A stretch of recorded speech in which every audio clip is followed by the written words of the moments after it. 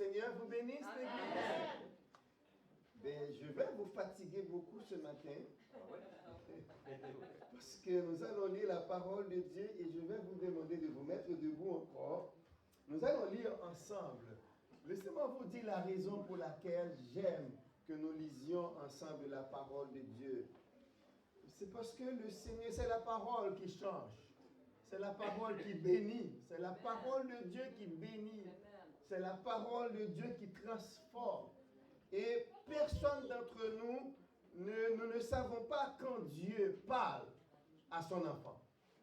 Donc, je peux lire un verset sur lequel je ne dis rien du tout, mais vous, en lisant, le Seigneur peut déjà vous parler bien avant le message.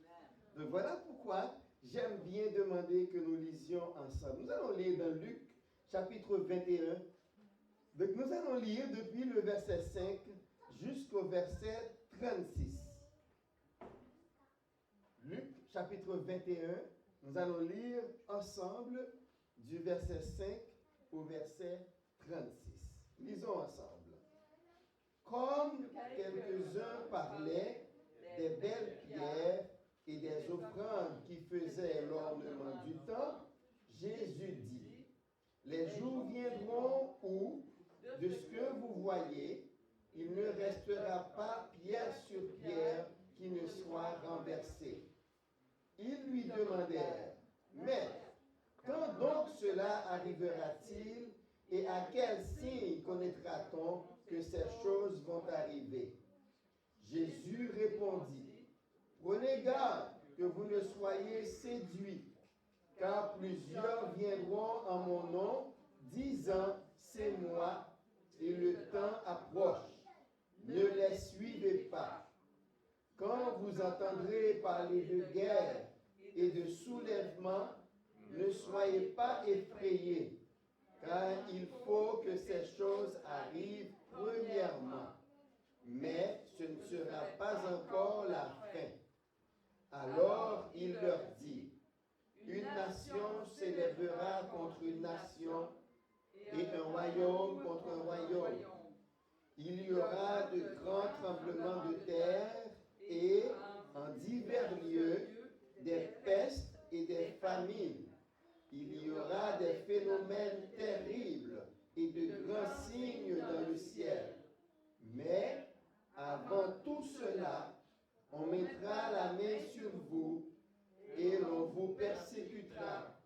On vous livrera aux synagogues, on vous jettera en prison, on vous mènera devant des rois et devant des gouverneurs à cause de mon nom. Cela vous arrivera pour que vous serviez de témoignage. Mettez-vous donc dans l'esprit de ne pas préméditer votre défense, car je vous donnerai une bouche et une sagesse à laquelle tous vos adversaires ne pourront résister ou contredire. Vous serez livrés même par vos parents, par vos frères, par vos proches et par vos amis, et ils feront mourir plusieurs d'entre vous. Vous serez haïs de tous à cause de mon nom, mais il ne se perdra pas un cheveu de votre tête. Par votre persévérance, vous sauverez vos âmes. Lorsque vous verrez Jérusalem investie par des armées, sachez alors que sa désolation est proche. Alors que ceux qui seront en Judée fuient dans les montagnes, que ceux qui seront au milieu de Jérusalem en sortent, et que ceux qui seront dans les champs n'entrent pas dans la ville, car ce seront des jours de vengeance pour l'accomplissement de tout ce qui est écrit. Malheur aux femmes qui seront enceintes et à celles qui allaiteront en ces jours-là, car il y aura une grande détresse dans le pays et de la colère contre ce peuple. Ils tomberont sous le tranchant de l'épée. Ils seront emmenés captifs parmi toutes les nations, et Jérusalem sera foulée aux pieds par les nations, jusqu'à ce que les temps des nations soient accomplis. Il y aura des signes dans le soleil, dans la lune et dans les étoiles. Et sur la terre, il y aura de l'angoisse chez les nations qui ne sauront que faire au bruit de la mer et des flots. Les hommes rendant l'âme de terreur dans l'attente de ce qui surviendra pour la terre, car les puissances des cieux seront ébranlées. Alors on verra le Fils de l'homme venant sur une nuée avec puissance et une grande gloire. Quand ces choses commenceront à arriver, redressez-vous et levez vos têtes parce que votre délivrance approche. Et il leur dit une comparaison. Voyez le figuier et tous les arbres. Dès qu'ils ont poussé, vous connaissez de vous-même en regardant que déjà l'été est proche. De même, quand vous verrez ces choses arriver, sachez que le royaume de Dieu est proche. Je vous le dis en vérité, cette génération ne passera point que tout cela n'arrive. Le ciel et la terre passeront, mais mes paroles ne passeront point. Prenez garde à vous-même, de crainte que vos cœurs ne s'appesantissent par les excès du manger et du boire et par les soucis de la vie, et que ce jour ne vienne sur vous à l'improviste. Car il viendra comme un filet sur tous ceux qui habitent sur la face de toute la terre. Veillez donc et priez en tout temps, afin que vous ayez la force d'échapper à toutes ces choses qui arriveront et de paraître debout devant le Fils de l'homme. Amen. Que le Seigneur ait béni sa parole pour notre édification commune. Merci. Rassoyez-vous. Amen. Quand on lit dans Luc 21, c'est normal de penser à Matthieu 24. Parce que il y a beaucoup de similitudes entre Luc 21 et Matthieu 24. Cependant, il y a aussi une grande différence entre Matthieu 24 et Luc 21. Parce que dans les 4 évangiles, il y a beaucoup de différences. Il y a différence d'approche, il y a différence de vision, il y a différence de compréhension. Les 4 évangiles ne présentent pas les choses de la même manière. Et c'est normal comme ça. Il y a des gens qui ne comprennent pas tellement bien la Bible et qui disent il y a des choses différentes, donc les uns mentent, les autres disent des choses. Non, non. Parce qu'il y a cette différence, les gens disent que ce n'est pas la parole de Dieu. Mais les différences sont bien parce que, regardez-moi, si il y a quelque chose qui arrive là maintenant, on vient de procéder à la cérémonie de Sainte-Seine. Si un journaliste arrive ce matin, ou bien à la sortie de culte, un journaliste se met à demander à chaque personne comment a été le service de Sainte-Seine. Pensez-vous qu'il va avoir une même version? Non.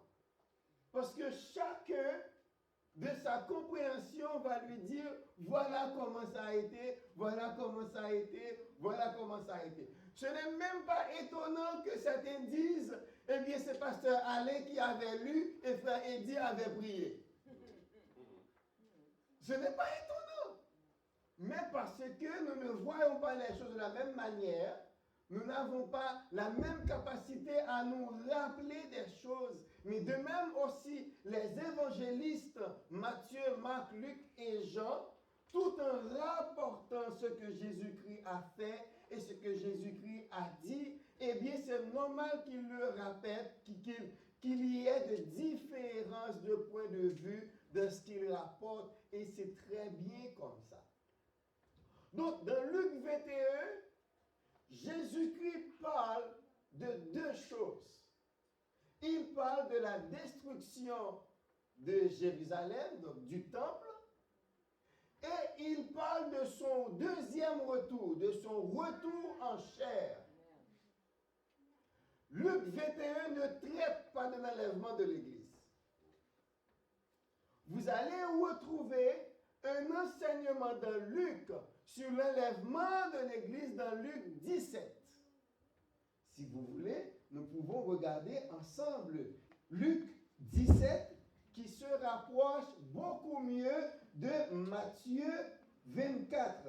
Quand nous lisons dans Luc 17, versets 22 à 37, c'est là où vous allez retrouver un enseignement qui a rapport avec, oui, la fin des temps, également la destruction de Jérusalem, mais aussi de l'enlèvement de l'Église. Je lis pour vous. Et il dit aux disciples, « Des jours viendront où vous désirerez voir l'un des jours du Fils de l'homme, et vous ne le verrez point. On vous dira, il est ici, il est là, n'y allez pas. Ne courez pas après, car comme l'éclair resplendit et brille d'une extrémité du ciel à l'autre, ainsi sera le Fils de l'homme en son jour. » Ça nous rappelle Marc 13 et Matthieu 24. Mais il faut auparavant qu'il souffre beaucoup et qu'il soit rejeté par cette génération. Là quand même, il parle de sa mort, de son rejet. Ce qui arrivera du temps de Noé, verset 26, arrivera de même au jour du Fils de l'homme. Les hommes mangeaient, buvaient, se mariaient et mariaient leurs enfants jusqu'au jour où Noé entra dans l'arche. Le déluge vint et les fit tous périr. Ce qui arriva du temps de Lot arrivera pareillement. Les hommes mangeaient, buvaient, achetaient, vendaient, plantaient, bâtissaient. Mais le jour où Lot sortit de Sodome, une pluie de feu et de soufre tomba du ciel et les fit tous périr. Il en sera de même le jour où le Fils de l'homme paraîtra. En ce jour-là, que celui qui sera sur le toit, et on retrouve les mêmes choses, et qui aura ses effets dans la maison, ne descende pas pour les prendre, et que celui qui sera dans les champs ne retourne pas non plus en arrière. Souvenez-vous de la femme de Lot. Celui qui cherchera à sauver sa vie la perdra, et celui qui la perdra la retrouvera. Je vous le dis, en cette nuit-là, de deux personnes qui seront dans un même lit, l'une sera prise et l'autre laissée. De deux femmes qui mourront ensemble, l'une sera prise et l'autre laissée. De deux hommes qui seront dans un champ, l'un sera pris et l'autre laissé. Les disciples lui dirent, « Où sera Seigneur ?» Et il répondit, « Où sera le corps? Là s'assembleront les aigles. » En Luc 17, nous retrouvons un enseignement sur l'enlèvement de l'Église. Parce que quand on parle de deux hommes qui seront dans les champs, celui qui sera prêt, celui qui sera en Christ sera enlevé, celui qui ne le sera pas restera. Si les deux sont en Christ, tous les deux seront enlevés. De deux femmes qui mourront, si les deux sont en Christ, les deux seront prises. Mais si seulement une qui était en Christ, elle sera prise et l'autre sera laissée. Ça, c'est l'enlèvement de l'Église. Mais en Luc 21, on retrouve seulement un discours du Seigneur qui parle alternativement de la destruction de Jérusalem qui arriva en l'an 70 de notre ère. Il y a un général romain qui s'appelait Titus il est rentré à Jérusalem et il a détruit le temple. Quand Jésus avait dit, il ne restera pas pierre sur pierre qui ne soit renversée, c'est parce qu'ils avaient brûlé le temple et le feu avait fait fondre l'or qui ornait le temple. Et les Romains, en cherchant l'or, ont renversé pierre après pierre. Pierre après pierre, parce que l'or fondu était coulé entre les pierres et il ne voulait rien laisser. Donc voilà comment cette prophétie de Jésus-Christ avait été réalisée. Mais il y a un principe dans la Bible qu'on appelle la loi de la double référence. C'est quoi la loi de la double référence? Eh bien, c'est ce que nous retrouvons ici. Cette prédiction de Jésus avait un double accomplissement. Un accomplissement à brève échéance, c'était la destruction de Jérusalem, mais aussi il y avait une autre réalisation de cette prédiction, c'était le retour de Jésus-Christ.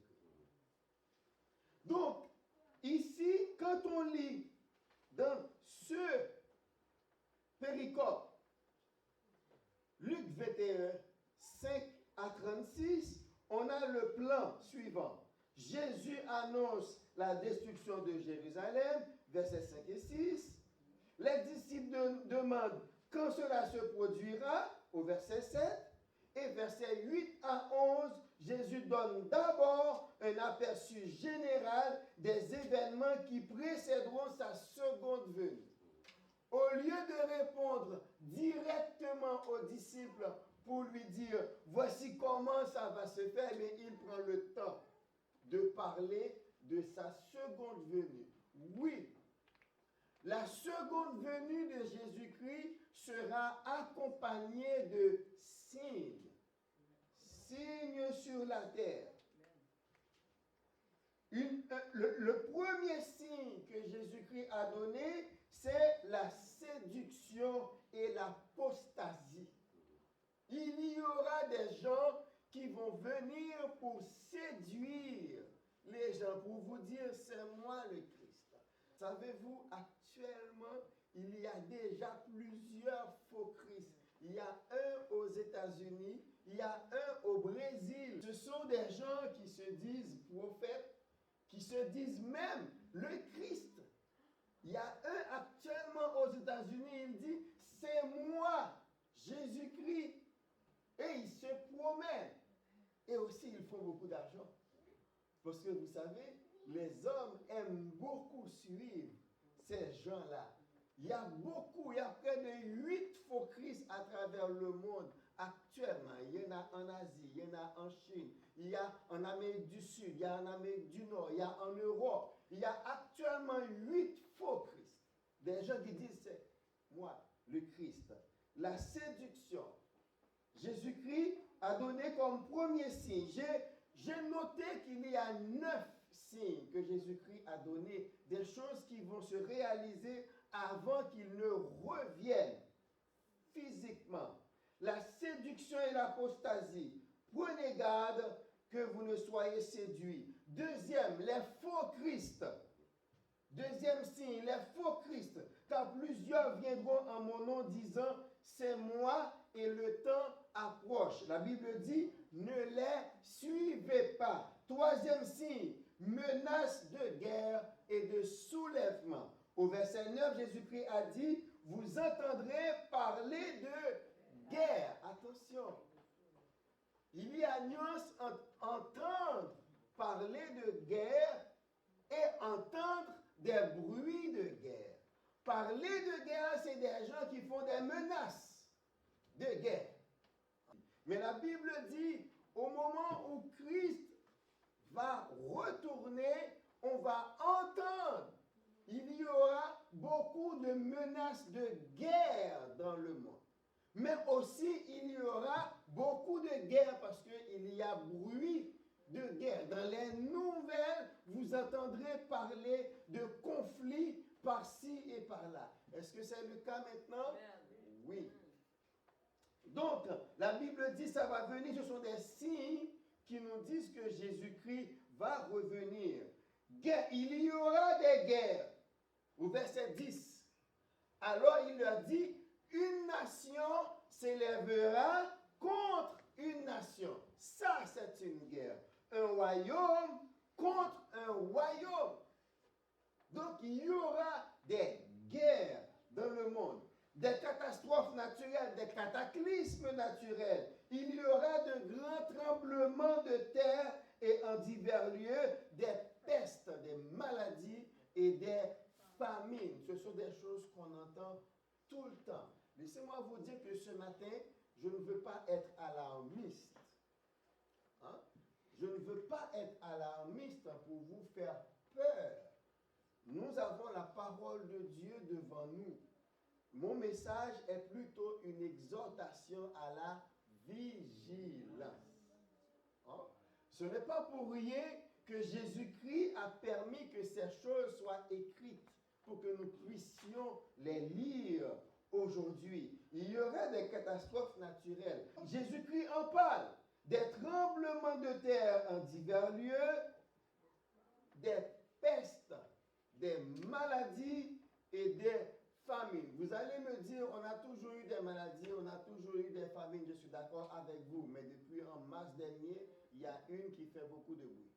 Ce coronavirus qui frappe à l'état pandémique, et vraiment, tout le monde est étonné.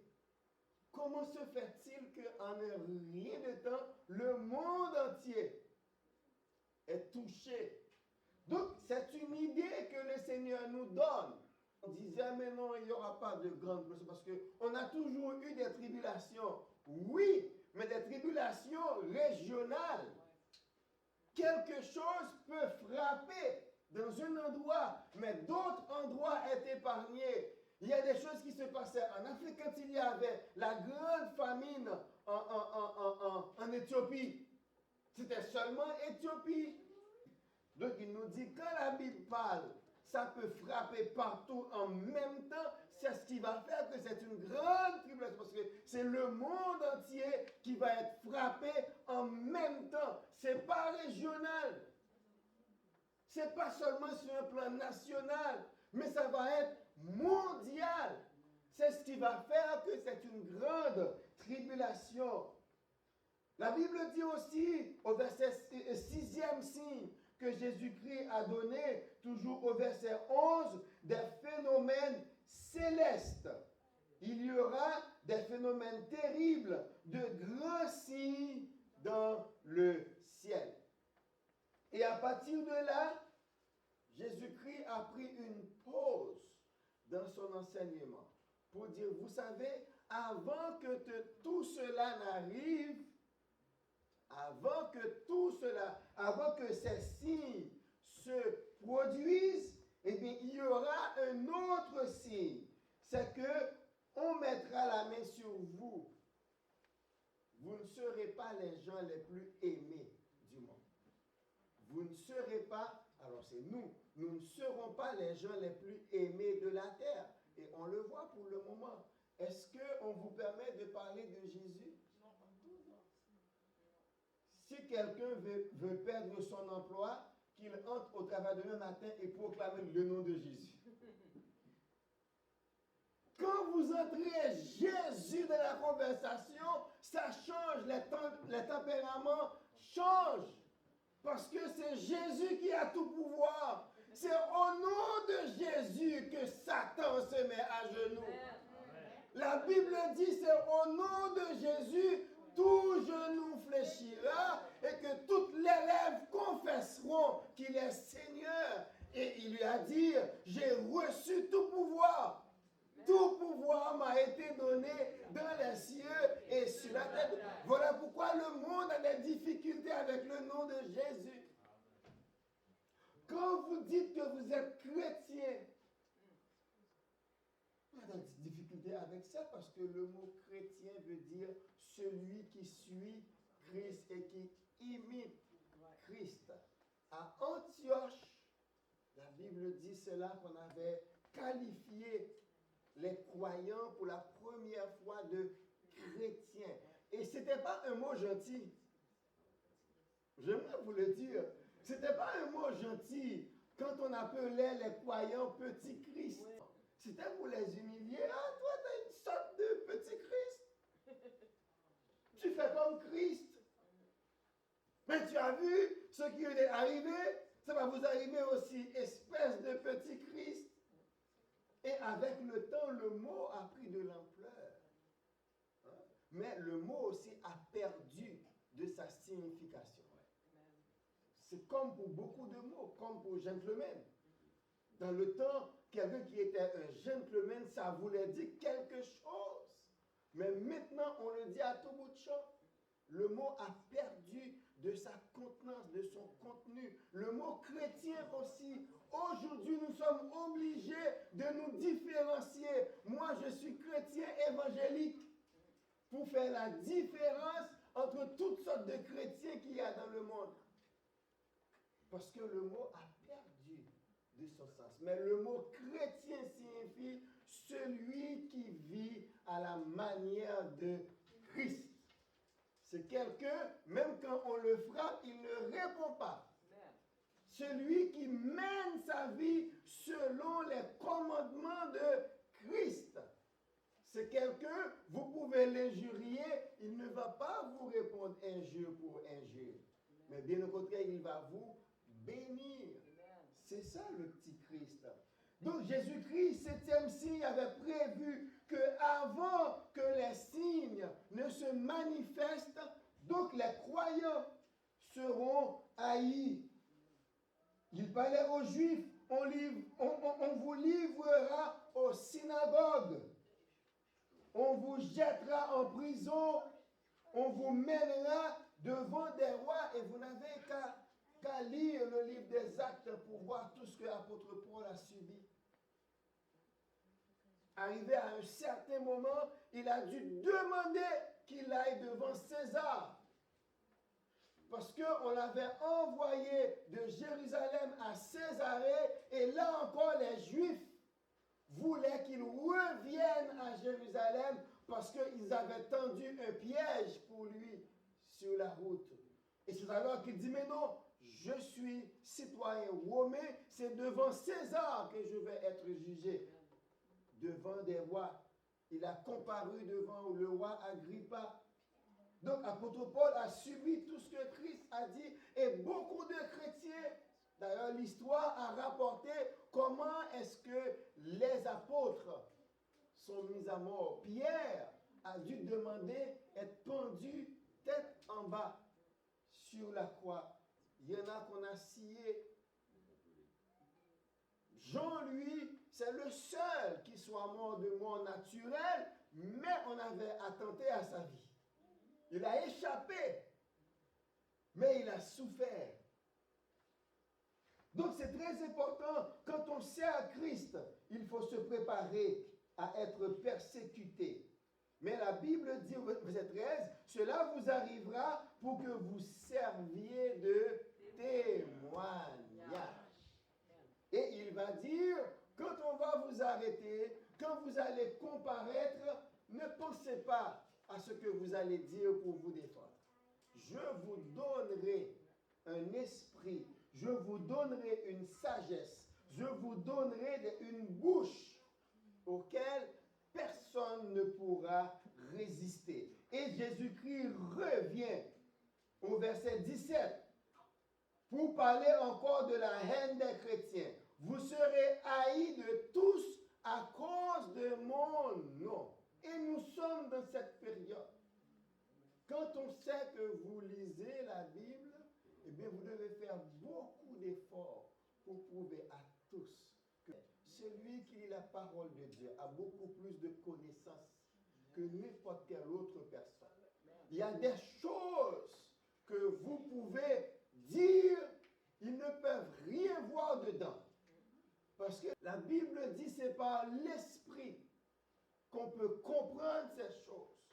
Il y a des choses que le monde ne peut pas comprendre parce qu'ils n'ont pas le Saint-Esprit que Dieu nous a donné. Jésus a dit lui-même, c'est lui-même qui va donner aux croyants ce qu'ils doivent dire pour se défendre. Et Jésus-Christ parle des cas de trahison dans tous les domaines des relations humaines. Vos parents vous trahiront, vos frères, vos proches et vos amis. Et ça fait appel à un petit verset où Jésus-Christ a dit, celui qui me confesse sur la terre, je confesserai son nom devant mon Père et devant les anges. Donc nous devons décider qu'est-ce que nous préférons. Faire plaisir aux hommes, faire plaisir aux hommes, ou bien que notre nom soit connu de Dieu et des anges. Amen. Moi, j'ai fait mon choix. J'ai fait mon choix. Advienne que pourra, j'ai entendu un message comme ça vers l'âge de 12-13 ans.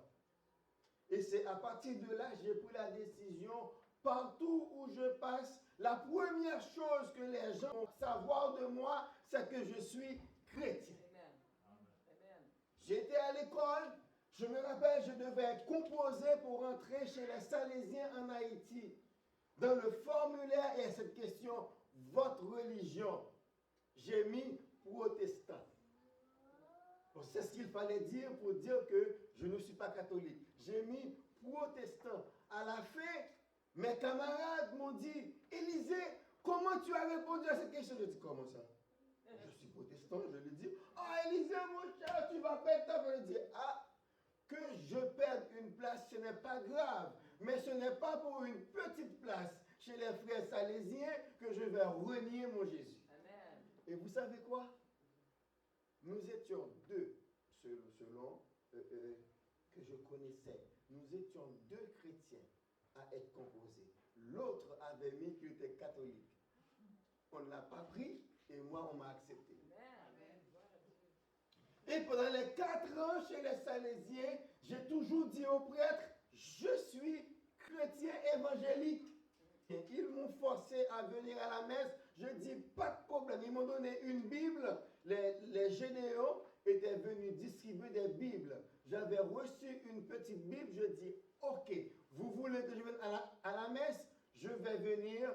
Merci beaucoup. Vous me donnerez du temps pour lire ma Bible. J'arrive à la messe. Ils font leur affaire. Je lis ma Bible. À un certain moment, il y a un des prêtres qui m'a appelé pour me dire, Élisée, quand tu viens ici, qu'est-ce que tu es venu faire? Je dis rien. Il m'a dit, ok, tu as bien répondu. Alors, quand j'ai vu la gravité de ma réponse, elle a dit, bon, je suis venu. Il dit, non, non, non, non, non. N'ajoute plus rien. Parce que je t'ai regardé, quand tu viens, tu lis ta Bible. Je te comprends. Tu es venu à l'école, tu es protestant, on t'a forcé à venir ici, tu viens, mais tu participes dans rien du tout. Et là, je suis venu. J'ai pu prendre le temps de lire tout le Nouveau Testament, même plusieurs fois, pendant 4. Parce qu'il me forçait à venir à la messe. À un certain moment, pour leur faire plaisir, j'ai demandé à lire. Mais c'est parce que je suis habitué au public de mon église. Comment je vais faire devant un autre public? Et là, je leur ai demandé de lire. Et là, ils étaient contents. Ah, enfin, tu veux t'impliquer. J'ai dit, ok. Ils m'ont donné à lire une première fois. J'ai lu. J'ai lu une deuxième fois. Je ne sais pas ce qui s'est passé. Ils ne m'ont jamais demandé de lire. Je ne sais pas. J'ai lu 2 fois. Mais ce qui est important, c'est qu'il faut choisir où on veut être connu.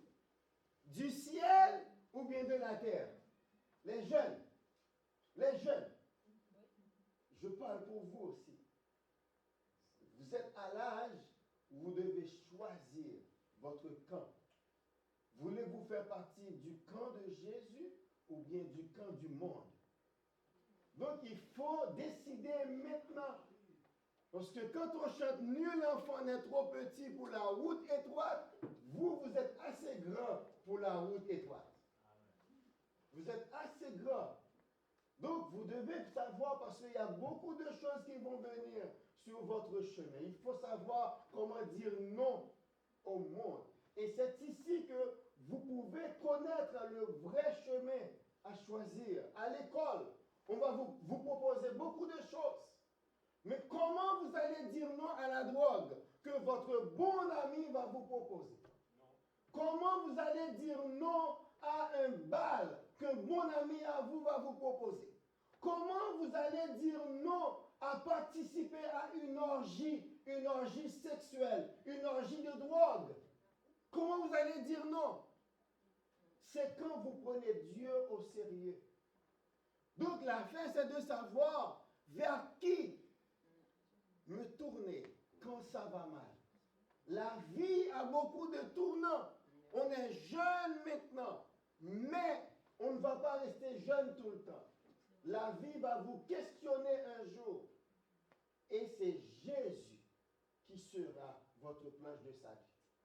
Donc il faut savoir, la Bible nous dit, je vais m'en aller bien vite au verset 36, parce qu'il y a trop de lectures, il y a des exhortations. Attitude du croyant dans les jours difficiles. Il y a des signes dans le ciel, des signes dans le soleil, des signes dans la lune, des signes dans les étoiles, des signes sur la terre. Il y a beaucoup de choses.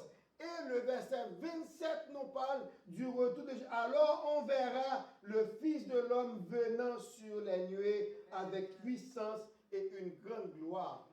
À l'enlèvement de l'Église, on ne verra pas. C'est l'Église qui ira trouver son maître. On ne verra pas.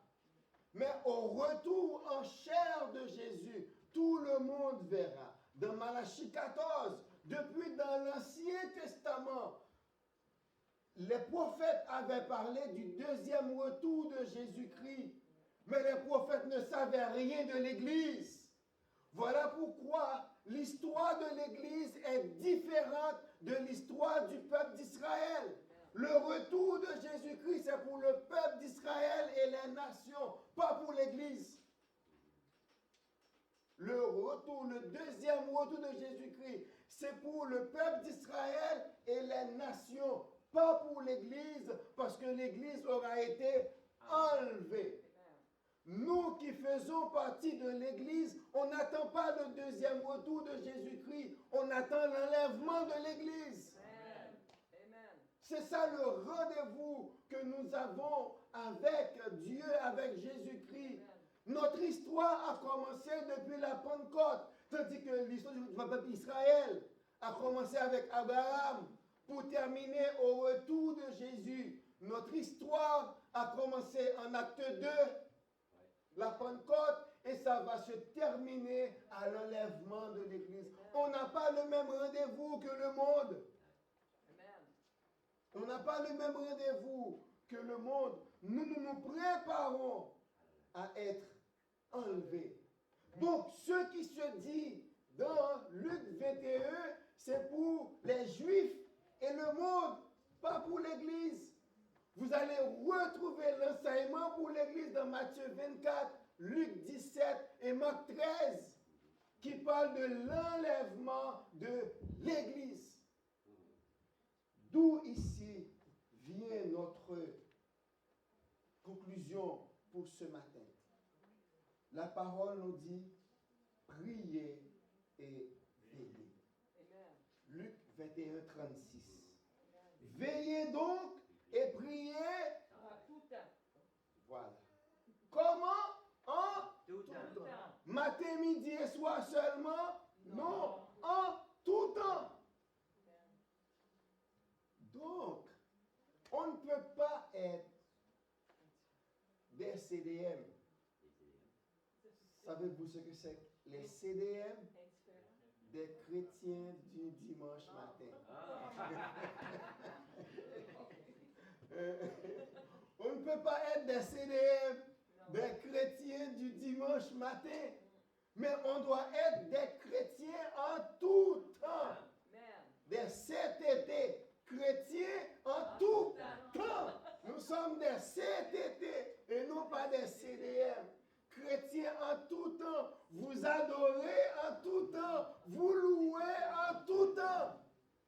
quand nous venons ici, nous apportons notre louange au Seigneur. Donc la Bible dit, veillez et priez en tout temps, afin que vous ayez la force d'échapper à toutes ces choses qui arriveront. Quand Jésus-Christ avait donné cet enseignement, il y avait des Juifs qui ne le prenaient pas au sérieux. La même chose qui s'était passée en Exode chapitre 8. En Exode chapitre 8, nous retrouvons Moïse et Aaron devant Pharaon. L'Éternel dit à Moïse et Pharaon, dit à Pharaon, demain, je vais faire tomber une sorte de grêle sur tous les bétails, sur tous les serviteurs qui seront dans les champs. Demande-leur de mettre leurs serviteurs et leurs bétail en sécurité. La parole nous dit, les fonctionnaires de Pharaon qui avaient pris les paroles de Moïse, en conséquence, avaient mis leurs serviteurs et leurs bétail en sécurité. Mais les autres qui n'avaient pas accordé d'importance aux paroles de Moïse, ils ont laissé leur bétail et leurs serviteurs dans les champs. Ils ont tous été frappés par la grêle et ils étaient morts. La même chose s'était passée quand Titus est arrivé à Jérusalem pour la détruire. Les Juifs qui avaient entendu les paroles de Jésus-Christ et qui l'avaient pris, disent en conséquence, eh bien, quand ils ont vu l'arrivée, le siège de Jérusalem et l'arrivée de l'armée de Titus, ils ont fui vers les montagnes. Comme Jésus-Christ l'avait dit, si vous êtes en Judée, fuyez. Si vous êtes dans les champs, n'entrez pas à Jérusalem. Eh bien, tous ceux-là qui avaient pris la parole de Jésus-Christ en conséquence, ils ont fui et ils ont eu la vie sauve. Mais ceux qui n'avaient accordé aucune importance aux paroles de Jésus-Christ, ils sont restés à Jérusalem. Certains ont été tués et d'autres ont été pris et emmenés en captivité. C'est à partir de ce moment qu'on s'était mis à parler de Juifs errants. Et on dit en ce temps-là, un esclave juif, il y en avait tellement que leur prix était vraiment banal. On les vendait aux saints. Tellement il y en avait parce qu'on les envoyait dans tous les pays comme esclaves, comme Jésus-Christ l'avait dit. Donc ceci pour vous dire, si ce matin, la Bible dit de rester véatif, ça veut dire de rester vigilant. En tout temps, il faut rester vigilant en tout temps. Il faut veiller. Veiller, on le traduit, on le définit comme rester en éveil volontairement. Ou encore être en garde. Ou encore veiller à quelque chose. J'avais pris quelque chose là sur Wikipédia. Je vais le lire pour vous sur la définition de veiller. Rester volontairement éveillé pendant le temps habituellement consacré au sommeil. C'est veiller. Être de garde, veiller auprès d'un malade. Mes amis, le monde est malade. Et c'est nous qui faisons la garde pour le monde. Hein, il y a encore une autre acception. Rester la nuit auprès de quelqu'un pour s'occuper de lui. Nous sommes là. Quand Jésus-Christ a dit, nous sommes la lumière du monde. Vous êtes le sel de la terre. On est là pour s'occuper du monde. Veiller à quelque chose, y faire grande attention, s'en occuper activement. Donc, veiller au jour de l'Éternel, au jour de Jésus-Christ. Comment on veille? On reste dans la parole. On écoute ce que Jésus-Christ nous dit. On lit la parole de Dieu. On voit ce qui s'est passé dans le passé et on respecte la parole de Dieu. Laissez-moi vous montrer quelque chose pour terminer. La Bible a 66 livres. Laissez-moi vous dire quelque chose. Voici la partie de l'Apocalypse. Et voici les 65 autres livres. Tout ce qui est dit ici a été réalisé littéralement. Tout ce qui est dit ici a été réalisé littéralement comme ça a été proclamé. Pensez-vous, si tout cela a été réalisé littéralement, qu'en est-il de cela? Il ne reste que ça à être accompli dans la Bible. Ça va se réaliser littéralement comme Christ l'a annoncé. Donc voilà pourquoi la Bible nous demande de rester véatif, de veiller, de rester vigilant et voir ce qui se passe dans le monde. Nous vivons la pandémie comme tout le monde. Nous écoutons les nouvelles comme tout le monde. Mais nous ne les traitons pas comme tout le monde. Nous traitons les nouvelles à la manière de la Bible. Voilà pourquoi on peut rester calme. On savait que ça allait venir. Nous prions pour les malades, mais on ne s'alarme pas. Amen. On va se mettre debout et nous allons prier pour que le Seigneur nous aide dans cette vigilance, dans cette vigile, pour que nous puissions rester vraiment debout pour regarder ce qui va arriver et regarder réaliser également la parole de Jésus-Christ. Cher Seigneur, merci pour ta parole ce matin. Merci d'avoir emmené tes enfants ici et les exposer à cette parole. Papa, il y a plusieurs choses qui doivent arriver. Et papa, nous les voyons commencer. Ce n'est que le début des souffrances. Ce n'est que le début des calamités. Ce n'est que le début. Mais Père, puisque tu nous as dit de rester vigilants, de veiller, ta parole est vraie. Vraiment, Seigneur, ta parole est la vérité. Garde-nous dans ta paix. Garde-nous, Père, dans ta joie. Fais que, Père, nous puissions rester vraiment vigilants et proclamer, en proclamant l'évangile de grâce, l'évangile de notre salut.